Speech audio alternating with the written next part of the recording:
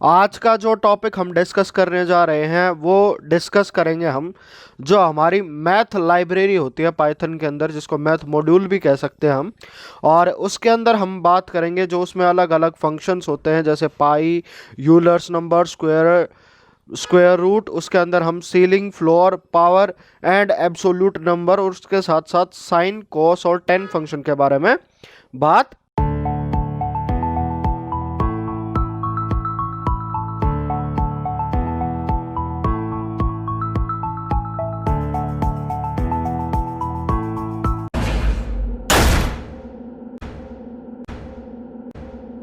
Hello everyone, मैं हूं सुमित कुमार नागर और कंप्यूटर गुरु हम में आपका स्वागत है।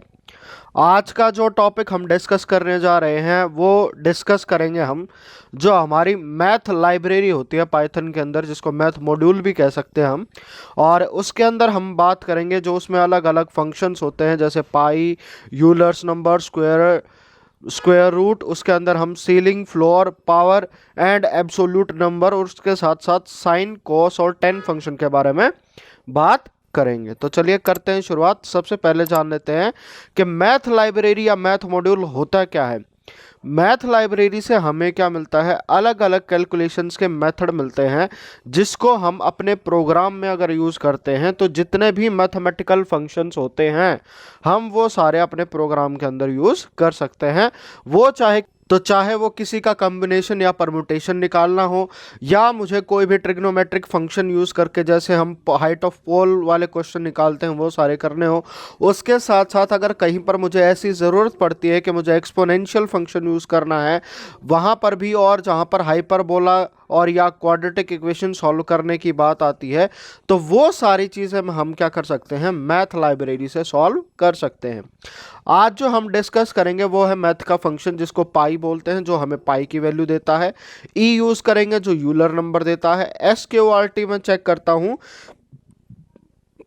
किसी भी नंबर का स्क्वायर रूट निकालने के लिए। फिर उसके बाद आता है सीलिंग। सीलिंग का आपको पता है, जो कोई भी नंबर होता है उससे नियरेस्ट जो इंटीजर अपर होगा उसकी वैल्यू हमें दे दी जाएगी। फिर फ्लोर में वाले में डाउन टू नियरेस्ट इंटीजर आता है। पावर में किसी भी चीज़ की अगर मुझे पावर कैलकुलेट करनी है तो उसके लिए जो फंक्शन यूज़ करूंगा मैं P O W. F A B S से हमें एब्सोल्यूट वैल्यू मिलेगी, यानी कि जिसको हम मॉडुलस कह सकते हैं। फिर साइन, कॉस अगर 10 की बात करूंगा तो इनके अंदर अगर मैं कोई भी रेडियन की वैल्यू अगर उसको दूंगा तो वो मुझे ये बता देगा कि साइन, कॉस 10 पर इनकी वैल्यू अलग अलग क्या होती है।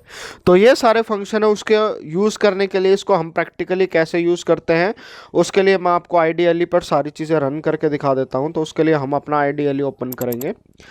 आईडीएलई ओपन करने के लिए हमें सबसे पहले, अगर आपने मेरी कल वाली क्लास देखी है तो उसके अंदर भी मैंने आपको इम्पोर्ट कैसे करते हैं किसी भी चीज़ को, वो सारी चीज़ें बताई थी। और उसके लिए हमने क्या यूज़ किया था, एक स्पेशल चीज़ यूज़ की थी जिसको हमने नाम दिया था इंपोर्ट। फिर उसके बाद जो भी लाइब्रेरी होती है उसका नेम।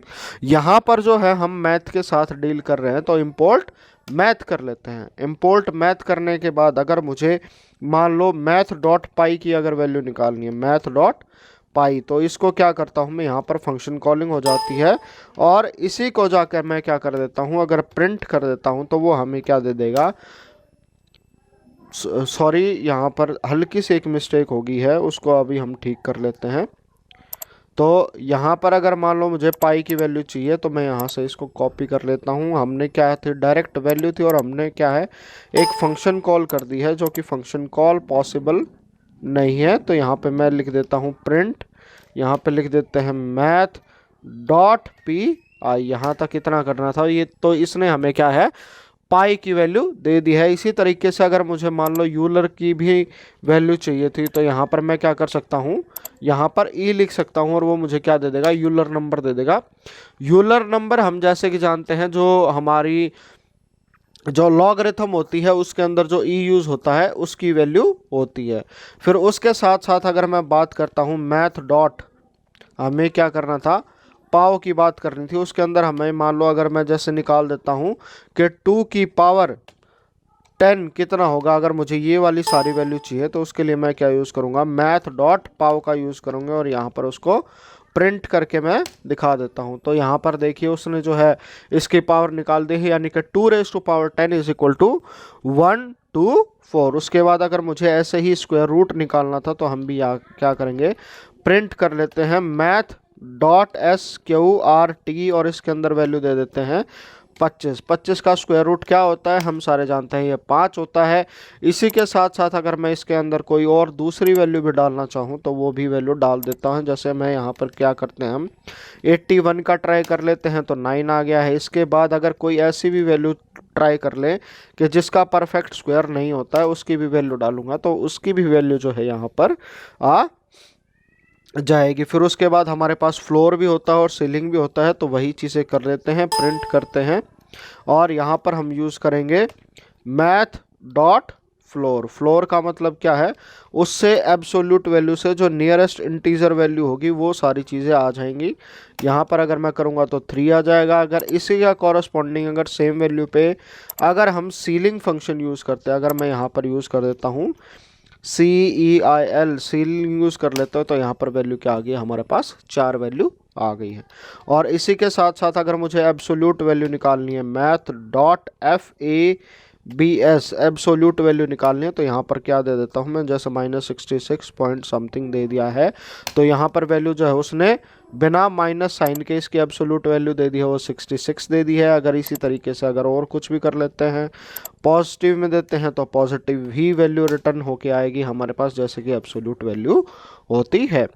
फिर उसके बाद जो हमारे फंक्शन बचते हैं वो बचते हैं साइन कोस टेन के ऊपर। हमने ई यूज़ किया, स्क्वायर यूज़ किया, फ्लोर, सीलिंग, पाओ, FABS यानी कि जो एब्सोल्यूट था, ये सारी चीज़ें हम यूज़ कर चुके हैं। बात आती है फिर साइन कॉस और टेन की। तो यहाँ पर अगर मैं इसकी चीज़ को अगर मैं एग्जीक्यूट करा देता हूँ और मैं करता हूँ प्रिंट, यहाँ पर लिख देते हैं मैथ डॉट साइन और उसके अंदर मैं वैल्यू दे देता हूँ 0, तो यहाँ पर क्या आ गई, 0.0 वैल्यू आ गई है। अगर इसी चीज़ को अगर मैं चेंज कर देता हूँ, Ctrl+C करता हूँ और यहाँ पर इसको दोबारा से पेस्ट करते हैं और रन करने की कोशिश कर देते हैं और मैं यहाँ पर दे देता हूँ साइन 90, तो उसकी वैल्यू देखिए 0.8939 समथिंग आ रही है।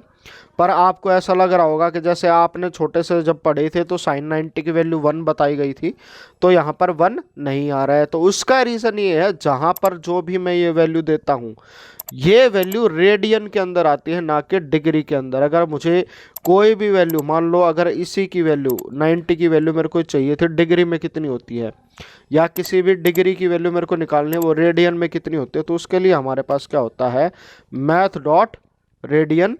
और इसके अंदर मैं क्या करूँगा, जैसे मेरे को ये निकालना है कि 90 डिग्री को रेडियन में कितना कहते हैं, तो 90 डिग्री का रेडियन बराबर हो गया ये वाली वैल्यू। अब इसको मैं क्या कर सकता हूँ, यहाँ से मैं कॉपी कर लेता हूँ और यही वाली चीज़ जैसे हम करते हैं प्रिंट, इसके अंदर मैथ डॉट यहाँ पर साइन और उसके अंदर वैल्यू दे देता हूँ मैं ये वाली, तो वैल्यू मेरे पास क्या आ जाएगी, यहाँ पर देखिए वैल्यू 1 आ गई। और इसी चीज़ को अगर मैं इसी तरीके से यहाँ पर अगर इसको कॉस के साथ इम्प्लीमेंट किया जाए, तो यहाँ पर मान लीजिए अगर मैं इसको कॉस कर देता हूँ और यहाँ पर साइन के प्लेस पे हम क्या कर देते हैं, कॉस कर देते हैं और एंड में जाके ट्राई करते हैं, तो यहाँ पर देखिए तो कोस की वैल्यू जितनी आ रही है वो आ रही है 6 पॉइंट समथिंग और e⁻17। तो यहाँ पर ये वैल्यू जो है ये वैल्यू 0 होनी चाहिए थी। इसको हम दोबारा से कर लेते हैं एक बार कि प्रिंट मैथ डॉट कोस 0, तो यहाँ पर देखिए जैसे जो भी वैल्यू करते हैं वो हमारी वैल्यू 1 आ गई है। फिर उसी के बाद अगर इसी चीज़ को करता हूँ प्रिंट, यहाँ पर कर देता हूँ मैथ डॉट 10 और इसके अंदर वैल्यू डाल देता हूँ 0 की, तो 10 वैल्यू वो क्या होती है, वो 0.0 होती है। अगर इसी चीज़ में अगर मुझे चाहिए मैथ डॉट रेडियंस, इसके अंदर मैं वैल्यू दे देता हूँ जो 45 डिग्री की होती है, वो रेडियन में कितनी आती है, वो होती है ये। फिर उसके बाद अगर मैं टाइप करूँ कि प्रिंट, यहाँ पर करते हैं मैथ डॉट 10 और उसके अंदर जो वैल्यू दे देता हूँ रेडियन की, मैं वो ये वाली वैल्यू दे देता हूँ। अब यहाँ पर इसकी वैल्यू दें तो कितनी वाली वैल्यू आनी चाहिए, तो यहाँ पर देखिए इसकी वैल्यू जो है वो 1 आ गई यहाँ पर 9.999999 विच इज़ इक्वल टू 1। तो ये सारी चीज़ें थी, ये सारे मैथ के फंक्शन थे जिसको हम यूज़ करके अलग अलग अपने प्रोग्राम में अगर यूज़ कर सकते हैं। अगर मान लो आपको कहीं पर किसी की भी कोई भी क्वेश्चन है जहाँ पर जैसे आप 10th में करते हैं कि किसी का इंक्लिनेशन कितना दूर है, उसका साइन थीटा कैसा है, उसका कोस थीटा थीटा है, और वो क्वेश्चंस के अगर आपको डायरेक्ट सॉल्यूशन निकालने होते हैं तो ये सारे मैथमेटिकल फंक्शन यूज़ करके हम क्या कर सकते हैं, उन सारे क्वेश्चन को सॉल्व कर सकते हैं। तो ये था सारा मैथ के बारे में। इसमें सारे फंक्शंस तो नहीं है, मैथ के अंदर बहुत सारे फंक्शंस होते हैं और वो सारे मैं एक वीडियो में क्लियर नहीं करवा सकता, पर ये जो है आपके सिलेबस के अकॉर्डिंग, आपके सिलेबस में इतने सारे हैं और इनके साथ कैसे कैसे काम कर सकता है वो मैंने आज आपको बता दिया है। तो अगर आपका कोई डाउट होता है तो श्योरली उसको कमेंट कीजिएगा, मैं कोशिश करूंगा कि आपका डाउट जितनी से जितनी जल्दी हो सके मैं सॉल्व करवा सकूं। उसके बाद अगर आप चैनल पर पहली बार आए हैं और पहली बार मेरी वीडियो देख रहे हैं तो सब्सक्राइब करना मत भूलें और साथ में बेल आइकन ज़रूर प्रेस करें जिससे आने वाली वीडियो की सारी नोटिफिकेशन आपको मिलती रहें। तो आज की वीडियो में इतना ही। Thank you all, thank you for watching.